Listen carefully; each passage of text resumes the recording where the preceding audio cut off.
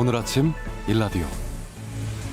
따뜻하게 입고도 자꾸 몸을 움츠리게 되는 아침입니다. 설 연휴 내내 포근했는데 하루 만에 다시 추위가 찾아왔죠. 전국 대부분의 지역에 한파특보가 내려졌는데요. 서울은 현재 영하 7도, 춘천은 영하 10도이고 바람이 강해서 체감온도는 더 낮게 느껴집니다. 눈 소식도 있습니다. 특히 중부지방에 눈구름이 빠르게 지나면서 짧은 시간 동안에 많은 눈이 내릴 것으로 예상되는데요.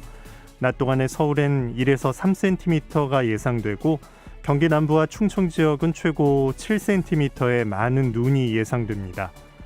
눈이 그쳐도 영하권의 날씨가 이어지니까요. 빙판길 조심하셔야겠고요. 각종 시설물 관리 잘 해두시고 추위로 인한 피해도 없게 미리 챙겨두셔야겠습니다.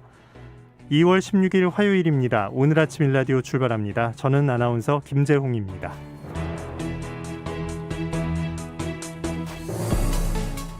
오늘 아침 일라디오 여러분과 함께 만들어갑니다. 방송 들으시면서 단문은 50원, 장문은 100원 드는 유료 문자 샵 9730 이용하실 수 있고요. 유튜브에서 KBS 일라디오 공식 채널을 검색해서 들어오시면 채팅창도 마련되어 있습니다.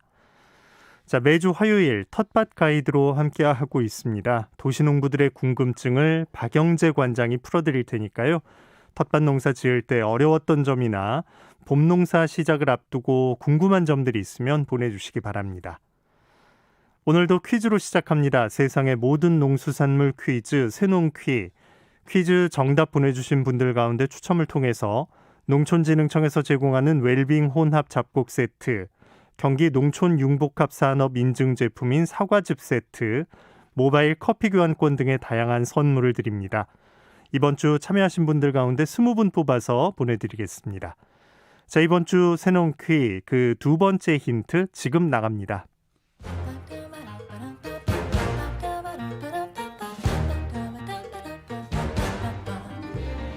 오늘 아침 일라디오가 선정한 우리 농수산물을 맞히는 세상의 모든 농수산물 퀴즈, 새농퀴.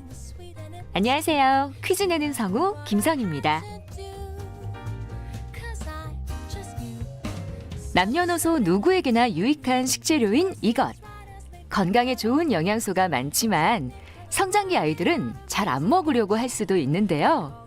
그럴 땐 김밥 속재료로 넣어서 주면 아주 맛있게 잘 먹죠. 그래도 이것을 따로 빼내는 아이들에게는 연어나 두부를 구워줄 때 크림 소스 속에 잘게 썬 이것을 섞어 뿌려줘 보세요. 아주 맛있게 잘 먹을 겁니다. 이것은 소고기와 먹을 때도 음식 궁합이 좋은데요. 소고기의 철분과 인, 우황의 산성 성분과 이것의 알칼리성 성분이 조화를 이루어서 좋고요. 깨를 듬뿍 뿌려서 같이 요리하면 이것에 부족한 단백질, 지방을 보완해줘서 음식이 더 조화로워진다고 합니다. 초록잎을 먹는 대표적 식재료인 이것. 나물로도 먹고 국도 끓이고 김밥에도 넣고 비빔밥에도 빠질 수 없고 서양 요리에도 아주 잘 어울리는 대표적인 녹황색 채소인 이것은 무엇일까요? 정답 아시는 분들은 단문 50원, 장문 100원이 드는 유료 문자 샵 9730으로 보내주세요. 20분께 행운의 선물을 드립니다.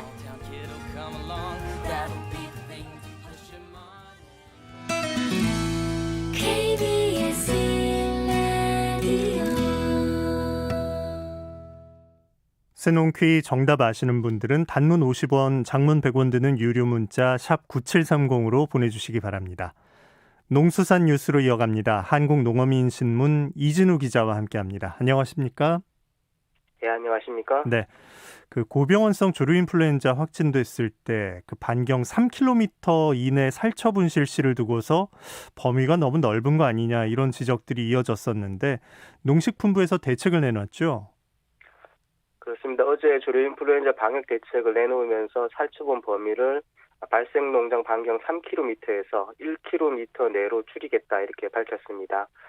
이에 대해서는 예방적 살처분 반경이 3km인 것은 너무 넓다 이런 지적이 가금농가는 물론이고요. 환경단체 등에서도 제기가 되어 왔었는데요. 이어 정 총리가 지난 5일에 예방적 살처분 범위를 조정하는 논의가 진행 중이라는 것을 골자로 한 발언을 내놨었고요. 이후 10여일 만에 관련 대책이 나왔습니다. 네. 이 예방적 살처분 범위를 1km 이내로 하겠다는 게 계속 이렇게 범위를 축소한 게 아니라 일단은 일시적인 대책이라고요? 그렇습니다. 어제부터 2주간 예방적 살처분 범위를 기존 발생 농장 반경 3km에서 1km 이내로 축소하겠다, 그런 내용입니다. 추후 연장 여부도 가금 농장 발생 상황 등을 재평가해서 결정하기로 하고, 만약에 2주가 경과되기 전이라도 조류인플루엔자 확산 우려가 있을 경우에는 조정안을 재검토할 방침이라는 게 조류인플루엔자 중앙사고수습본부 중수본의 입장입니다. 또 이렇게 살처분 대상을 조정하는 대신에 기존 살처분 반경이었던 3km 내의 가금 농장에 대해서는 전수 정밀 조사를 실시할 계획이라고 합니다. 네.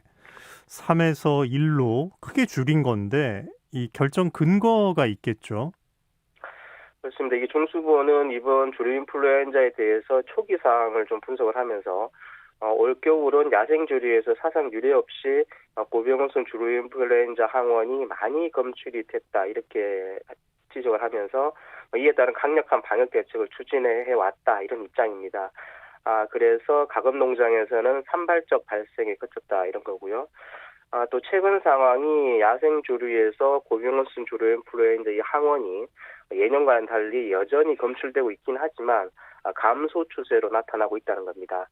그래서 예방적 살처분 범위는 줄이는 대신에 해당 지역의 농가에 대해서는 전수조사를 실시하는 것으로 방역 정책을 일단 바꿨다, 이런 게 농식품부 설명입니다. 네. 자, 해양수산부가 관계기관 합동으로 올해 안전 시행 계획이란 걸 발표했는데 내용 가운데 해로드 세이버라는 게 있어요. 이게 어떤 겁니까? 이거 스마트폰 기반의 앱인 해로드라는 게 있는데요. 이 앱을 이용하면은 관심 지역에 대한 해상 정보는 물론이고요. 곧바로 자신의 위치를 외부에도 전송할 수 있는 이런 기능도 탑재가 되어 있습니다. 여기에 대해서 이 해로드 세이브라는 것을 개발해서 핸드폰과 연결을 하고 바다에 나갔다가 혹여 물에 빠지거나 하게 되면은 이 스마트폰을 통해서 해경에 연락이 되도록 하는 이런 장치, 이것을 보급한다, 이런 계획입니다. 내가 어디 있는지를 알리는 건데 신기하네요. 그러면 이걸 갖고 있다가 물에 빠지면은 조난 신호를 저절로 이렇게 보낸다는 건가요? 그렇습니다. 이 장치의 개발은 해수부의 R&D 사업에 민간 업체가 함께 공동 참여해서 개발이 된 건데요. 이 개발은 완료가 됐다고 하고요. 이 장치는 핸드폰과 이제 블루투스로 연결해서 만약에 물에 빠지면 자이로나 수분 그리고 염분 센서 등을 통해서 이제 바다에 빠진 것을 인식을 하게 되고요. 이걸 핸드폰을 통해서 해경에 연락하게 되는 그런 시스템이라고 합니다. 앞서 보급이라는 말씀을 드리긴 했는데 정부가 구입 비용의 일부를 지원할 계획은 아닌 것으로 확인이 되고 있습니다. 그러면 내가 좀 필요하다라고 생각을 하면 직접 구입을 해야 하는 건가요? 그렇습니다. 이게 다만 어업인들의 교육에서 이걸 설명하는 교보제로는 보급을 하고요. 필요한 경우 어업인들이 직접 구매하는 방식으로 사업이 추진될 것이라고 합니다. 그리고 이 핸드폰으로 통신이 가능한 거리에 있어야 하기 때문에 애초 개발 과정에서도 1, 2인 정도가 타는 소형 연안어선을 대상으로 개발했다고 하고요. 또 개발 과정에서 정부의 R&D 자금이 들어간 만큼 가격은 저렴하게 공급하기로 했다고 합니다. 코로나19로 이게 대면 교육이 얼마나 이루어질지는 잘 모르겠습니다만은 무엇보다도 조업에서는 안전이 제일 우선 과제이니까요. 한번 관심을 가지고 챙겨보시는 것도 좋겠습니다. 네. 블루투스니까 이게 큰 배에서 멀리 스마트폰을 두면 이게 또 원활하지 않을 수 있으니까 일단은 소형 대상으로 개발한 거긴 한데 또 스마트폰을 몸에 지니고 있으면 또 효과는 있겠네요. 예. 그렇습니다. 자, 본격적인 이제 영농철을 앞두고 있습니다. 주요 농기계, 엔진오일도 무상 교환해주고 안전검사를 실시한다고 하는데 어디에서 받을 수 있습니까? 내달 14일까지 한 달간 전국의 563개소 농협의 이제 농기계 센터에서 엔진오일 무상 교환하고 그리고 안전점검을 실시한다, 이렇게 농협중앙회가 밝혔습니다. 이번 점검은 최근 3년 동안 농업 경제주를 통해서 지역 농협이 관내 농업인에게 공급한 트랙터, 콤바인 그리고 이양계열 대상으로 실시를 하는데요. 원래는 코로나19 상황인 점을 감안해서 비대면으로 실시를 한다고 합니다. 그러니까 지역 농협이 이제 장소를 정하면 농업인이 비대면으로 접수를 해놓고 그러면은 해당 농기계에 대해서 이제 점검, 그러니까 엔진 오일 교환과 안전 점검이 끝이 나면 다시 찾아가는 방식이라고 합니다. 네, 농수산 뉴스 한국농어민신문 이진우 기자가 전해드렸습니다. 고맙습니다. 감사합니다.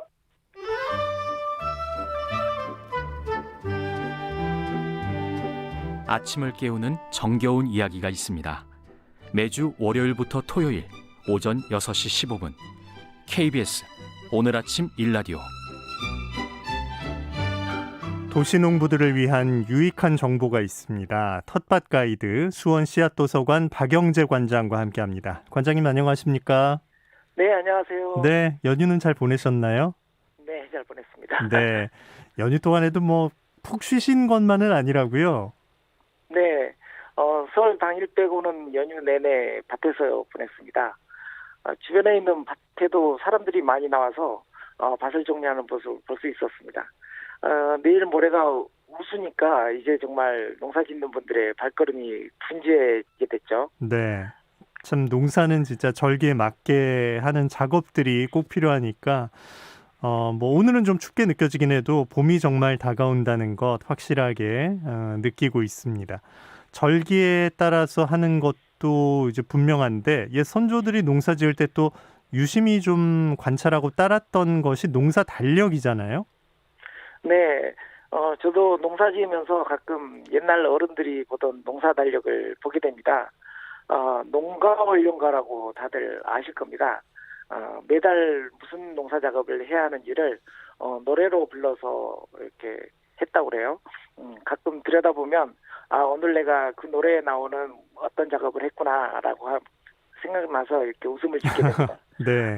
지금은 노래 곡조는 없어지고 가사만 남아 있는데 정월에 대해서 나와 있는 대목을 한번 이야기해 보겠습니다. 그렇네요. 지금 딱 지금인데 농가원령과 정월령 보면 이제 정월은 맹춘이라 입춘 우수절기로다. 산중 간학에 빙설은 남았으나 평교 광야에 운물이 변하도다. 어와 우리 성상 애민 중농하옵시니 간측하신 권농 유능 방곡에 반포하니 이렇게 쭉 이제 나가는 거잖아요. 네네. 보통 절기하면 양력인데 농가원령은 음력입니다. 그렇죠. 거기에 보면 울타리가 무너진 곳을 바로 세운다는 내용이 나옵니다. 밭 주변에 나무로 울타리를 세워서 오이나 콩과 같은 작물을 이렇게 키우는데요. 이런 울타리가 무너진 곳은 없는지 이렇게 살피고 썩은 나무는 새로운 나무로 고쳐 세웠다고 합니다. 네. 또 밭에 거름을 준다는 내용도 나오는데요. 이 거름은 밭을 일구기 위해서 주는 거름이 아니고요. 가을에 심어두었던 마늘이나 양파 그리고 단연생으로 자라는 부추나 취나물 같은 작물에 주는 웃거름을 말하는 겁니다. 웃거름 주는 것까지 다 이제 적혀 있었네요. 이게 이제 현대어로 바꾸면 말이 쉬운데 지금 이런 옛날 가사가 또 익숙하게 느껴지는 분들도 많으실 거예요. 네. 필요한 작업들을 다 이렇게 쉽게 외워서 부를 수 있게 만들어 놓은 건데 중간 부분으로 또 가보면 실과 나무 보굿 깎고 가지 사이 돌 끼우기 정존날 미명시에 시험조로 하여 보자 이런 대목도 있는데 이건 어떻게 해석을 해야 되나요? 과수나무에 이제 접붙이고 또 이제 시집 보내기를 한다는 내용인데요. 모든 과일나무를 이제 접붙인다는 대목이 나오는데 뿌리 쪽을 대목이라고 하고 이건 보통 야생종 과수로 하고요. 줄기나 가지 쪽은 접수라고 부르는데 열매가 좋은 과수로 해서 이렇게 서로 맞붙이는 작업입니다. 물관과 채관이 이렇게 있는 형성층이 서로 맞대서 물이 스며들지 않게 잘 붙여주면 야생종 뿌리 쪽이 이 대목이 튼실해서 열매도 좋고 잘 달린다고 합니다. 이걸 접목이라고 부르죠. 이런 작업은 나무마다 물이 올라서 새싹이 움트기 전인 정월에 보통 하게 됩니다. 네, 딱 그 시기에 해야 하는 일들을 짚어주고 있는 건데 뭐 울타리 보수부터 이런 얘기, 중요한 얘기까지 다 담겨 있습니다. 자, 이제 봄 농사를 이렇게 준비를 하고 있는데 농기구들도 관리를 해야겠어요. 네, 그래서 농가 원령가에 보면 농기구를 수리한다는 이야기도 나오는데요. 새로 농사 지을 분들은 농기구를 새로 장만하겠지만 겨우내 보관했던 농사 연장들을 꺼내서 자루가 부러진 것은 교체하고 녹이 쓴 것은 녹을 벗겨서 기름을 칠해서 녹이 슬지 않게 이렇게 준비를 하게 됩니다. 네. 진짜 이 밭에 지나다 보면 뭐 농기구 떨어져 있는 것들도 간혹 볼 수가 있는데 가을에 이제 잘 정리를 해서 좀 보관을 해놨다면 지금 이제 새 것 같은 걸 딱 꺼내서 간단히 점검만 하시면 될 텐데 또 그렇지 않았다면 봄에 좀 수고를 하셔야 합니다. 관장님은 겨울에도 뭐 계속 밭에 이렇게 살피시니까 농기구 녹슬 일이 없을 것 같긴 한데 초보 농부들을 위해서 한동안 안 쓴 농기구, 안 쓸 농기구 같은 걸 잘 보관하는 그 관장님만의 비법 같은 게 있을까요? 저도 나름 관리한다고 하는데 네. 쉽지는 않은데요. 농장 정리하다 보면 이렇게 방치된 것들이 가끔 눈에 들어오기도 합니다. 정희성 시인이 쓰신 시 중에 저문강의 사불식고라는 대목이 나오는데요. 네. 이렇게 매번 농작업이 끝날 때마다 관리하는 것이 가장 좋은 방법인 것 같습니다. 끝날 때마다 해라. 네. 자, 또 농가 원령가 가사를 좀 보면 팥을 섞어 장을 담근다 이런 부분도 있는데 이것도 농사와 관련이 있는 건가요? 농가 원령가는 지역마다 지역 불러서 그 고장의 풍습과 날씨 그리고 농사 이야기들이 이렇게 다채롭게 나와 있어 재미있습니다. 예. 팥으로 메주를 쓴다고 해도 안 믿는다는 말이 있는데 팥으로 메주를 만드는 철은 정월이었나 봅니다. 그러네요. 네, 또 정월이면 한 해 운세를 점치기 위해 토종 비결을 보는 분들도 있는데 맞죠. 네, 정월에 한 해 농사를 예상하기도 했다고 합니다. 재미로 들어보셨으면 좋겠는데요. 초하루에 천둥 치면 벼와 보리에 모두 좋고 눈이 오면 여름과 가을에 크게 가뭄이 든다고 했는데 설날 당일 날이 좋아서 벼와 보리 농사는 몰라도 가뭄은 없을 것 같습니다. 그리고 초 이튿날에 비바람이 없으면 크게 풍년이 든다고 했는데 올해는 풍년을 기대해도 될 것 같습니다. 네, 올해 농사에 좀 풍년을 기대하는 얘기들을 많이 들을 수 있어요. 진짜 이 바람이 그대로 이뤄지면 좋을 것 같은데 요즘은 진짜 최근 몇 년만 봐도 옛날에 비하면 기후도 많이 변한 것 같고 또 예상할 수 없을 정도의 일들도 좀 겪고 있는데 옛 선조들은 이런 방법을 가지고 그 운세 한 해를 점치고 또 예상을 해봤다는 게 참 재미있어요. 네, 그렇죠. 예전에는 일기예보가 없어서 자연 현상을 보고 그날의 날씨를 예상을 했던 것 같습니다. 나름 과학적인 이유가 있는 것들도 있어서 놀라게 하는 말들도 많은데요. 해가 떠 있는데 해 주변으로 하얀 태가 드리워진 것을 햇무리라고 하는데 이 햇무리가 생기면 비가 온다고 예상을 했다고 합니다. 사실은 비가 오더라고요. 반대로 달무리가 생기면 바람이 분다고 합니다. 그리고 아침 노을에 비가 오고 저녁 노을에는 막다 하는 말은 많은 분들이 요즘도 얘기하는 날씨 예측이기도 합니다. 네, 그러니까 늘 이제 논밭만 보고 땅만 보시는 게 아니라 이렇게 계속 하늘을 보면서 햇무리도 관측을 하고 이 다음날 어떤 날씨가 찾아오는지를 이렇게 계속 보신 건데 뭐 별을 보고 점을 친다 이런 말들도 많지 않았습니까? 네, 별을 보고도 날씨를 예상하는데요. 금성이 반짝반짝 빛나면 다음날 아침은 비가 온다고 하고요. 여름밤에 온 하늘에 별이 빽빽하게 나타나면 덥다고 합니다. 일기예보가 없던 시절에는 이렇게 직관력이 예리한 나이 드신 어르신분들이 일기예보를 대신하셨던 것 같습니다. 네. 요즘은 다들 일기예보에 의존하다 보니 이렇게 자연을 보고 날씨를 예측하는 일들은 사라진 것 같은데요. 그런데도 불구하고 요즘에도 제 주변의 어르신들을 보면 새나 주변에 피는 꽃, 가축들이 하는 행동을 보고도 날씨를 예상하는 분들이 가끔 계셔서 놀랄 때가 간혹 있습니다. 야, 그분들이 이제 기상청 위원이시고 기상캐스터고 그러셨던 거네요. 예. 농사가 참 그때그때 날씨 또 계절 변화에 영향을 많이 받기 때문에 지금 오늘 이제 들은 내용만 가지고도 진짜 잘 기억을 좀 해놨다가 변화와 진짜 맞아 떨어지는지 관찰하는 것도 한 재미가 될 것 같습니다. 좀 미리미리 예측해서 대비하는 것도 필요할 것 같고요. 그럼 이제 정월에 봄농사 준비로 이제 바빠질 시기인데 박 관장님은 요즘 어떤 것에 좀 몰두하고 계신지 궁금해요.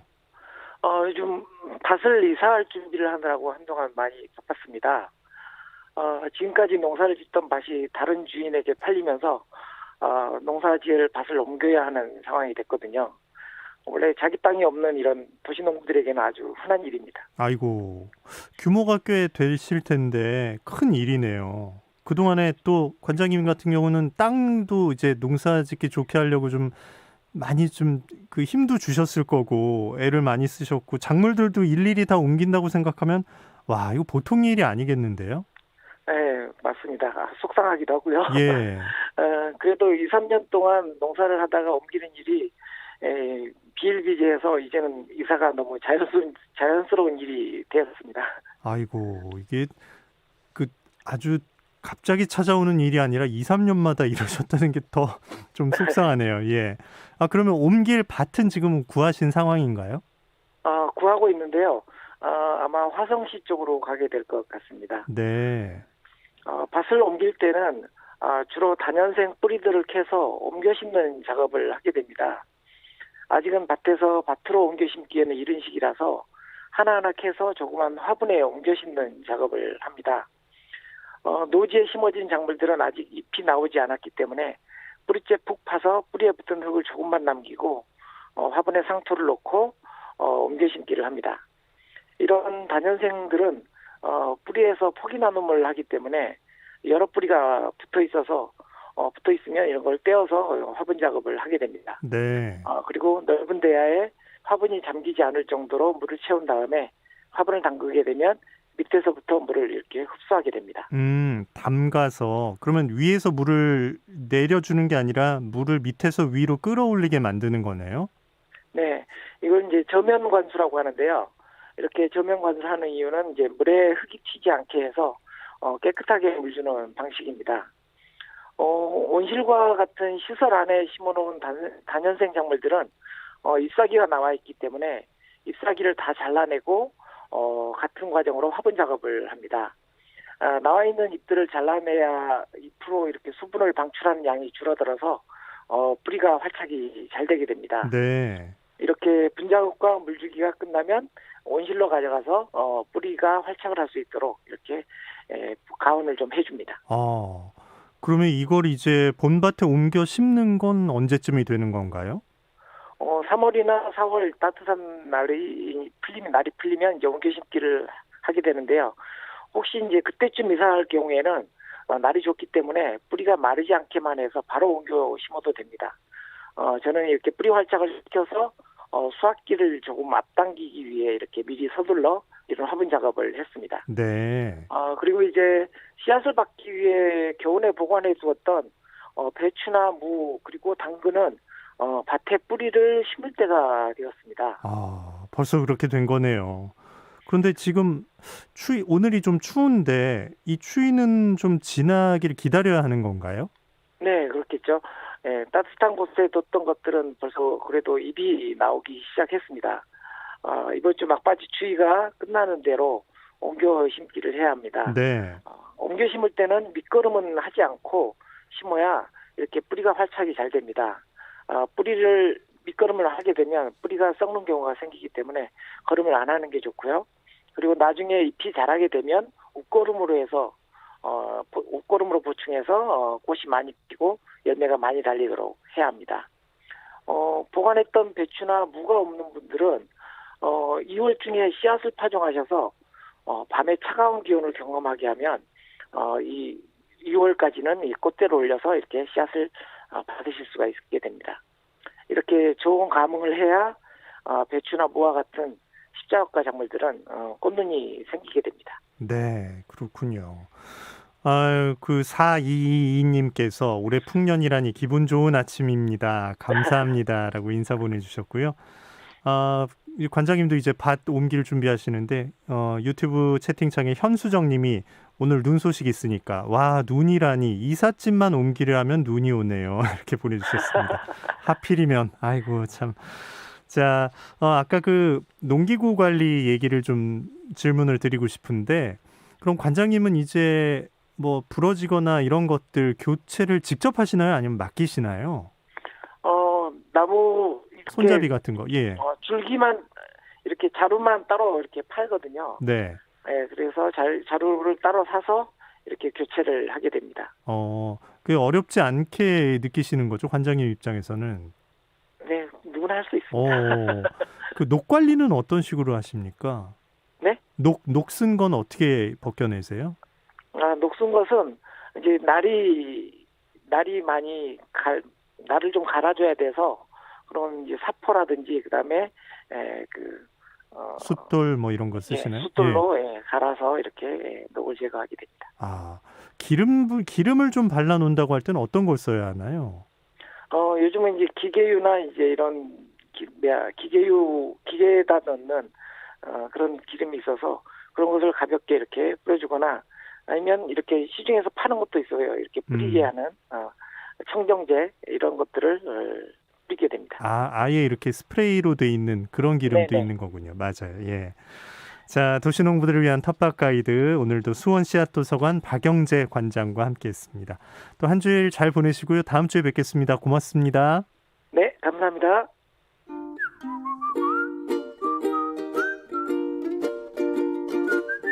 오늘 아침 일라디오 김재용 아나운서의 진행으로 듣고 계십니다.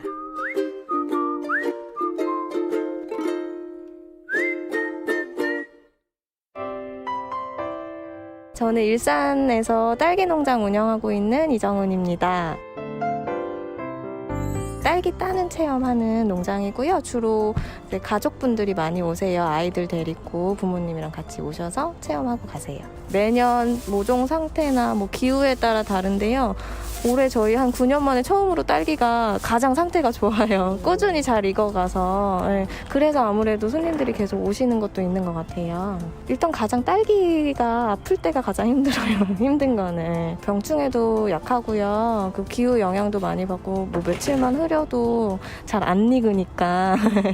이제 딸기는 한번 만지면 손자국이 나서 상해요. 당기면 딸기가 망가지니까 살살 잡아서 안녕하세요 하면서 밑으로 꺾으면서 따시면 원래는 이제 딸기 따고 나오시면 자리에서 드실 수 있었어요. 근데 올해는 이제 그게 민감한 상황이니까 저희가 자리에서는 못 드시게 하고 테이크아웃 용기 드리면 이제 차에서 드셔야 돼요. 그러니까 농장 안에서는 시식이 불가하세요. 일단은 가장 아쉬운 거는 올해 계속 코로나 때문에 손님들이 오셔서 마스크를 벗지 못하고 계셨어요. 근데 딸기 향 달달하고 좋은데 그걸 직접 못 맡으시고 답답한 상태로 체험하시는 게 가장 아쉬웠고요. 새해에는 이제 그게 좀 코로나가 나아져서 마스크도 벗고 그리고 끝나고 딸기 따고 나오셔서 딸기도 드시고 가실 수 있었으면 그게 가장 큰 바람이에요. 경기도 일산에서 딸기 체험 농장 운영하는 이정은 씨 목소리 함께 하셨습니다.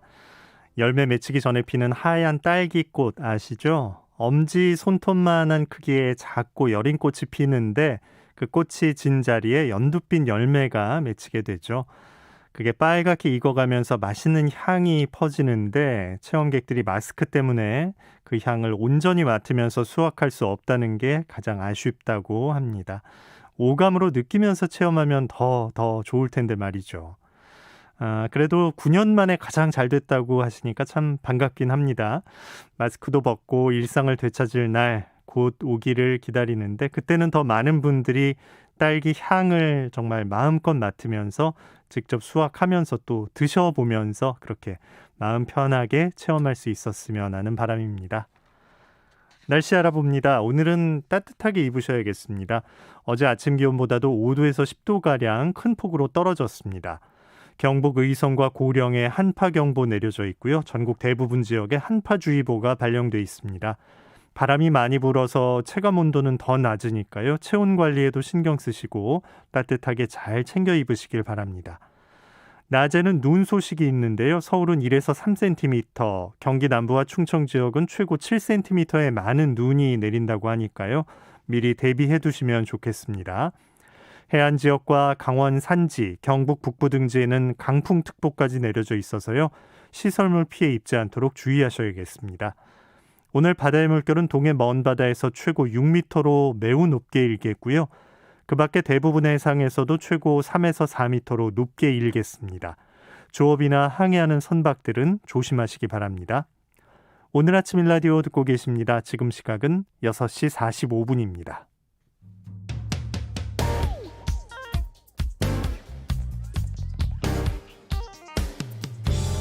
오늘 아침 뉴스 브리핑 정상근 기자와 함께합니다. 안녕하십니까? 네, 안녕하십니까? 네, 코로나19 확진자 현황부터 알아볼까요? 네, 어제 코로나19 신규 확진자 수는 모두 344명이 나왔습니다. 지역사회 확진자가 323명이고요. 수도권이 255명이 나왔는데요. 그러나 오늘 신규 확진자는 다시 400명대로 올라설 것으로 보입니다. 새로운 집단 감염이 발생했기 때문인데요. 일단 충남 아산에서는 한 보일러 공장에서 집단 감염이 발생을 했는데 이틀 동안 50명 가까이 확진 판정을 받았습니다. 그리고 지난 6일 경기도 여주의 한 아파트에서 CDI인 20명이 가족 모임을 했는데 이 모임에서 15명이 집단 감염이 됐습니다. 그리고 이 모임에는 전남 나주에 살고 있는 사람도 있었는데요. 이 사람의 가족 3명도 추가 확진되는 등 총 22명이 확진 판정을 받았습니다. 이 걱정되는 점은 전남 나주에서 앞서 영국발 변이 바이러스가 확인됐다라는 것입니다. 얼마 전 있었던 이 경남, 전남 외국인 집단 감염을 통해서 감염된 사람들인데요. 이번에 집단 감염된 사람들이 변이 바이러스에 감염된 것인지는 현재 조사 중으로 아직 확인되지는 않고 있습니다. 네. 자, 아스트라제네카 백신 65세 이상 고령층 접종은 보류된 건가요? 네, 어제 방역당국은 아스트라제네카 백신을 만 65세 이상에게 당분간 접종하지 않기로 결정했습니다. 안전성은 확인이 됐지만 효과에 대한 자료가 부족하다라는 것이 그 이유입니다. 이에 따라 3월 말 나올 것으로 예상되는 미국의 임상 자료를 보고 접종 여부를 결정하기로 했습니다. 원래 1차 백신 접종 대상은 요양시설의 환자와 의료진, 종사자 등이었는데요. 이번 결정에 따라 만 65세 이상은 빨라야 4월에나 접종이 가능할 것으로 보이고요. 26일 시작되는 접종은 이들을 뺀 만 64세 이하 미만의 환자 그리고 종사자 등에 대해서만 이루어집니다. 이와 함께 고위험 의료기관의 보건의료인 35만 4천 명은 다음 달 8일, 그리고 방역, 검역요원 등 7만 8천여 명은 다음 달 중으로 아스트라제네카 백신을 맞습니다. 이와 별도로 국제 백신 공급 기구에서 들어오는 백신 접종도 시작이 되는데요. 이 코로나19 환자 치료 의료진 5만 5천여 명은 2월 말에서 3월 초에 화이자 백신을 맞을 예정입니다. 네. 자, IM 선교회에 대한 경찰의 압수수색이 있었네요. 네, 대전경찰청은 어제 대전 중구에 소재한 IM 선교회에 대한 압수수색을 벌였습니다. 앞서 대전시와 대전시 교육청은 IM 선교회의 마이클 조 선교사와 이 선교회 산하의 교육시설인 IM 국제학교 대표를 이 감염병 예방 및 관리에 관한 법률 위반 혐의로 경찰에 고발한 바 있는데요. 방역당국은 IM 국제학교가 비대면 예배만 허용된 기간에 교내 예배실에서 대면 예배를 하고 또 좌석수의 20% 이내 예배가 허용됐을 때도 시행수칙을 어겼다고 보고 있습니다. 또 경찰은 IM 국제학교가 학령기 청소년들을 대상으로 30일 이상 학교 교과를 운영한 부분에 대해서도 위법성 여부를 살피고 있습니다. 네. 세월호 참사 때 구조 실패 혐의로 재판에 넘겨진 해경 간부들이 무죄를 선고받았다고요? 네, 서울중앙지방법원은 어제 김석현 전 해경청장 등 전직 해경지휘부 11명의 업무상 과실치상 혐의에 대해 무죄를 선고했습니다. 재판부는 사고 초기 세월호와 교신했던 진도 해상교통관제센터의 통신 내용만으로는 김석현 전 청장을 비롯해서 해경지휘부가 승객들의 퇴선을 지시할 만큼 현장 상황을 파악하기 힘들었다라고 봤습니다. 또 이들이 사고 발생을 인지한 직후부터 해경 1, 2, 3정과 진도 관제센터 등을 통해서 세월호와 교신을 하려고 노력했다는 점에서 업무상 과실이 인정되기 어렵다고 판시했습니다. 다만 김문홍 전 목포해양경찰서장과 이재두 당시 300 부함 함장은 해경 1, 2, 3정 초동 조치 내용을 조작하고 허위로 보고한 혐의 등을 인정해서 각각 집행유예를 선고했습니다. 그런데 6년 전에는 그 1, 2, 3정 정장에 대한 재판 당시에 당시 상황실에서 수시로 전화를 걸고 또 무전을 쳐서 구조에 전념하기 어려웠기 때문에 1, 2, 3정 정장의 책임만 묻기는 어렵다라면서 이 정장의 형량을 낮춘 바가 있습니다. 네. 그런데 이번에는 이 1, 2, 3정 때문에 지휘부의 책임을 묻기 어렵다라는 판결이어서 이 판결 일관성에 대한 비판이 제기가 되고 있습니다. 이 유족들은 우리 사회를 세월호 참사 이전으로 회귀시킨 판결이라고 성토했고요. 여기에 더해서 검찰이 무혐의 처리했던 이 청와대 외압 의혹까지 재수사를 해달라고 항고장을 냈습니다. 네. 자, 하버드대 교수의 망언이 있었는데 국내 극우 인사들이 이걸 지지해서 논란이 되고 있죠. 네, 그 MBC는 위안부 피해자들을 매춘부라고 지칭한 그 램지어 하버드 법대 교수를 지지하는 편지를 극우 인사들이 하버드대와 학술지에 보내고 또 램지어 교수를 비판한 미국 학자들에게 이메일을 보내서 압박을 했다라고 보도했습니다. 실제로 MBC는 미국의 현직 대학 교수가 며칠 전 이 미디어 워치라는 발신인으로부터 이메일을 받았는데 외부인은 이 문제에 개입할 자격이 없다라며 잠자코 있으라는 압박이 담겨 있었다고 보도했습니다. 이 이메일을 받은 학자는 램지어 교수의 주장을 비판해 왔는데요. 여러 동료들도 똑같은 메일을 받았으며 또 섬뜩해했다라고 MBC에 전했습니다. 또 미디어워치라는 매체는 논란 후 하버드대가 이용수 할머님을 초청해서 온라인 세미나를 열려고 하자 이용수 할머님을 가짜 위안부라고 지칭하며 행사를 열지 말 것을 압박하기도 했습니다. 이들은 또한 이 램지어 교수를 지지하는 성명을 하버드대 그리고 논문이 실린 학술지에 보내기도 했는데요. 여기에는 위안부 피해를 부정해왔던 이영훈 씨, 류석춘 씨를 비롯해서 전 한국경제신문의 주필인 정규재 씨 등이 포함되어 있었다고 합니다. 네. 자, 프로배구계에서 학교폭력 논란이 있었는데 지금 어떤 조치가 내려졌습니까? 네, 이 학교폭력 가해자인 이 여자 프로배구 흥국생명팀 소속의 이재영, 이다영 선수가 국가대표 자격을 박탈당했습니다. 일단 소속팀인 흥국생명은 두 선수에게 무기한 출전 정지 징계를 내리고 또 자녀 연봉도 지급하지 않을 방침이라고 밝혔는데요. 흥국생명 측은 피해자들에게 용서를 받고 관계를 회복하는 게 가장 먼저라고 했습니다. 이 대한배구협회 역시 이 도쿄올림픽을 앞두고 전력 손실은 크지만 이 국가대표로서 부적격한 행동에 대해서 일벌 100개 한다는 차원에서 이 두 선수의 국가대표 자격을 박탈했습니다. 이 배구협회는 또한 향후 학교폭력 가해자에 대해서는 국가대표 선수는 물론 지도자로도 선발하지 않겠다라는 입장을 덧붙이기도 했습니다. 지난 10일 새벽 한 포털 사이트에 올라온 피해자의 폭로로 시작된 이번 논란은 두 선수의 자필 사과문에도 또 다른 피해자가 계속 등장하면서 폭풍이 이어지고 있습니다. 이 두 선수를 영구 제명해달라라는 청와대 국민청원도 사흘 만에 10만 명을 넘어섰고요. 이 두 선수가 출연한 예능 프로그램 다시 보기와 광고 영상도 모두 삭제되는 등 학교 폭력을 향한 대중의 시선은 싸늘한 상황입니다. 네. 자, 의무 복무하는 군 병사들의 휴대폰 사용이 지난해부터 이제 자율화됐는데 긍정적인 효과가 있었다 이렇게 분석이 됐다고요? 네, 이 군 당국은 코로나19로 휴가와 외출이 통제된 상황에서 일과 시간 이후 휴대전화 자율 사용이 병사들의 고립감 해소에 큰 도움을 줬다라고 분석했습니다. 실제로 국방부 자료를 보면 해마다 늘던 병사들의 극단적 선택이 지난해 15건으로 전년보다 44% 감소했고요. 이 탈영 사고도 30% 가까이 줄었다라고 합니다. 이 군은 휴대전화가 코로나 우울증 극복에도 핵심 기제가 됐다라고 평가를 하고 전자휴갑증을 발급하는 등 휴대전화 활용도를 높인다는 방침입니다. 하지만 여전히 부작용에 대한 우려도 큰데요. 지난해 육군의 한 부대에서는 기밀 사항인 암구를 SNS에 올리는가 하면 휴대전화를 이용해서 디지털 성범죄에 가담한 경우도 있었습니다. 이에 군은 보안 체계와 처벌 규정을 강화해서 부작용을 최소화하겠다라고 밝혔습니다. 네. 자, 백기환 선생이 어제 별세하셨죠? 네, 이 백기환 통일문제연구소 소장이 어제 새벽 투병 끝에 별세했습니다. 향년 89인데요. 고인은 1932년 황해도에서 태어나서 1950년대 이 농민, 빈민, 통일 민주화 운동에 매진하며 한국 사회운동 전반에 참여했습니다.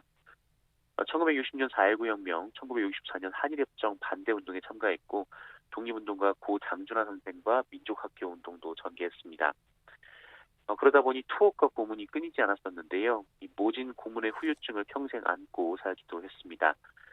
그리고 1987년, 1992년 대선에 출마하기도 했고 노령이 된 최근까지도 비정규직, 해고 노동자, 용산 참사, 밀양 송전탑 등 어려움을 겪는 분들과 함께 싸워왔습니다.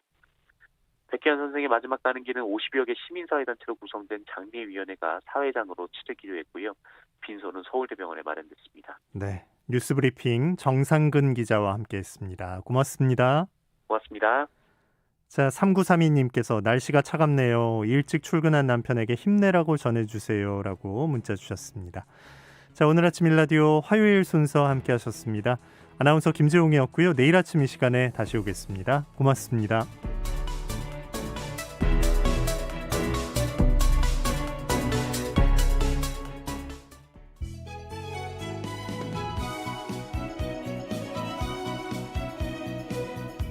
안녕하세요. 바른말 고운말입니다. 젊었을 때는 머리에 머리카락이 많던 사람도 나이가 들어갈수록 적어지게 되는데 머리카락의 숫자뿐만 아니라 굵기도 예전 같지 않다는 분들도 많죠. 이 탈모는 나이 외에도 심한 신체적, 정신적 스트레스가 원인이 될 수도 있는데요. 최근 코로나19 대유행으로 인한 스트레스가 탈모를 유발한다는 연구 결과가 나오기도 했습니다. 참고로 머리에 난